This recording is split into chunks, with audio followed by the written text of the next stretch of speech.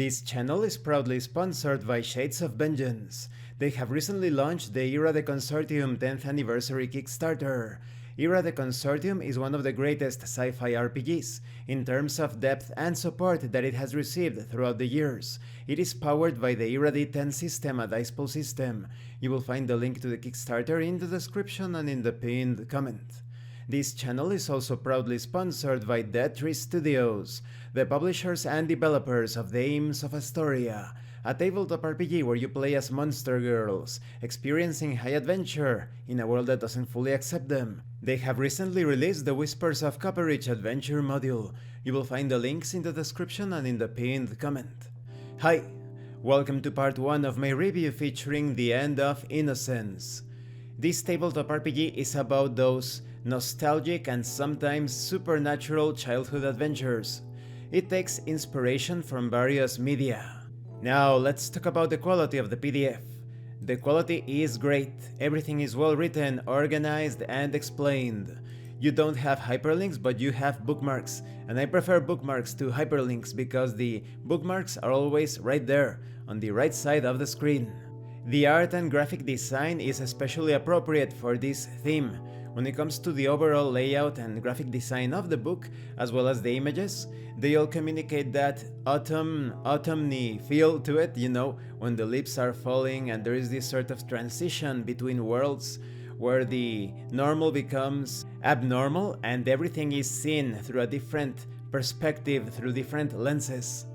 There is this watercolor sort of background, the colors are very soft, and the illustrations are quite surreal and uncanny in some cases, so overall, the quality is excellent. Now, let's talk about the contents.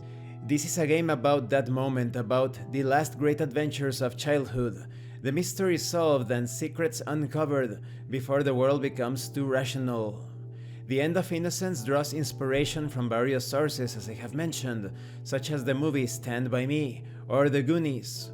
Also, works of literature such as The Dandelion Wine and Something Wicked This Way Comes.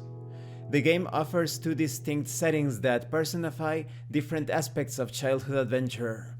You have San Cristobal Bay, a Gulf Coast town where summer seems eternal.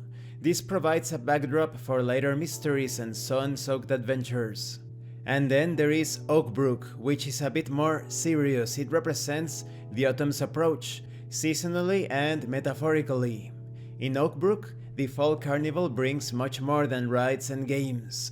The ravine contains paths to other times, and the town library has books that choose their readers. The supernatural whips through daily life, mostly visible only to those who know where to look. Both settings are intentionally placed in a somewhat undefined recent past, roughly spanning from the 1970s through early 1990s. Players take the roles of children, typically between the ages of 10 and 13, although it is possible to play as younger or older children. This game uses a straightforward attribute and skill system, but adds unique elements such as the weird meter, tracking a character's exposure to supernatural elements, and childhood dream abilities, representing those inexplicable talents that seem to work only when no adults are watching. Characters also have best friend bonds, mechanical representations of the special connections between childhood friends. Now, concerning the rules, the End of Innocence uses a D20 based system for most actions, modified by relevant skills and attributes. However, the game emphasizes storytelling and exploration over combat. I don't think this is accurate because I haven't seen any storytelling elements within the rule system. Perhaps there is something that I am not aware of yet, but I don't think this is a storytelling RPG hybrid game, such as Hardy Boys, Raven, Children of the Fall, so I think this is definitely inaccurate. This is a tabletop role-playing game. You're not telling a story about your characters. You are experiencing the game world as your characters. You are playing a role and you are playing a game, that's it.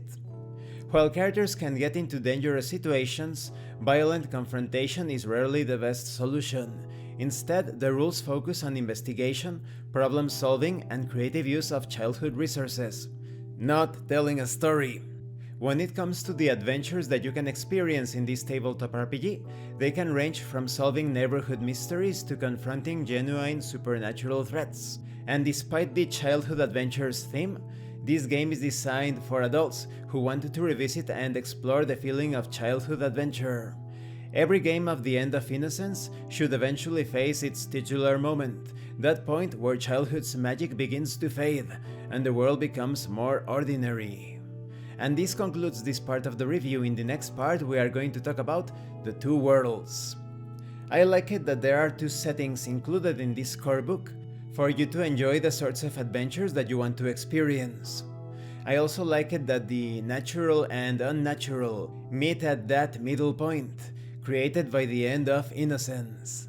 Thank you for watching this part of the review. Don't forget to leave a like, a comment and subscribe. And thank you so much to those of you that are going the extra mile to support the channel. If anyone else wishes to further support the channel, consider joining as a member and enjoying exclusive tabletop RPG tips. You can also use the super thanks button and check out the pinned comment below. This has been Abraham L. Jaguar, a professional game master. I am currently unavailable for professional sessions, but I will put my contact information in the description and in the pinned comment for when I am available again. And remember, in tabletop RPGs, you are not telling stories about your characters, you are experiencing the game world as your characters. Once again, thank you and see you later.